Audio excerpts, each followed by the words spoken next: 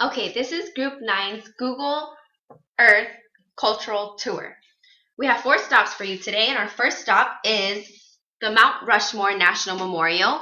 We chose this stop to represent our historical culture stop. It is located in the Black Hills of South Dakota, and in this photograph here, it shows the 4 faces of our American presidents from George Washington, Thomas Jefferson, Theodore Roosevelt, and Abraham Lincoln. Mount Rushmore Memorial was designed by an American sculptor named Gutzon Borglum, who passed away in 1941 before his project was actually completed, so his son finished his work. It has the largest figures of any statue in the world. Mount Rushmore is a host to almost 3 million visitors a year from across the country and around the world. Over the decades, Mount Rushmore has grown in fame as a symbol of American freedom and hope for people from all cultures and backgrounds.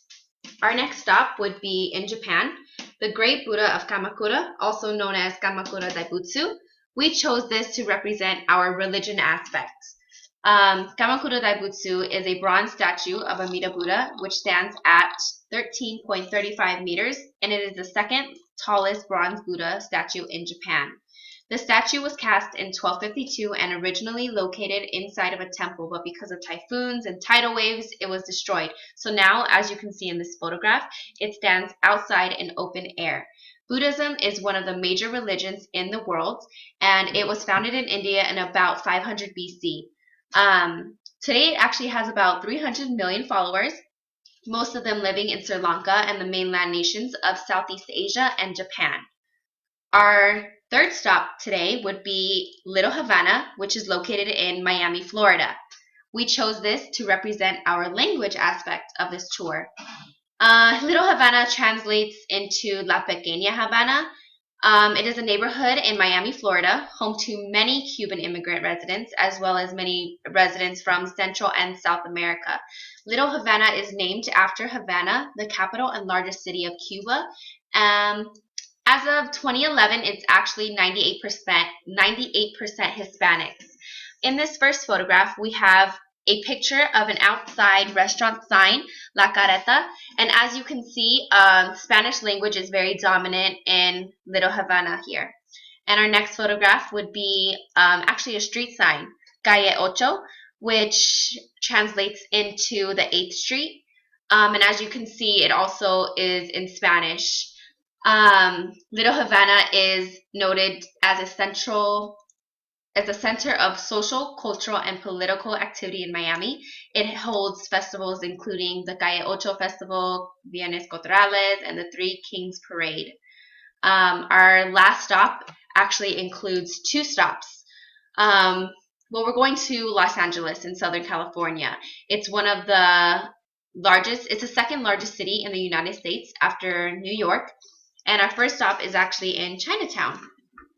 It's in downtown LA, and it's historically known to be filled with Chinese ethnicity and Chinese culture. In this first photograph, we have red lanterns, which actually represent good luck in the Chinese ethnicity and culture. Chinatown was actually built in 1938, and there's actually 3 current major Chinatowns in California, one in San Fran and the other being in Oakland besides Los Angeles.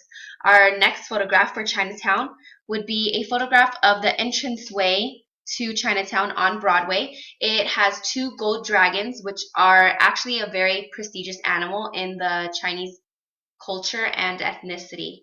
Our last stop today would actually be Olvera Street, which represents also our ethnicity aspect of the stop.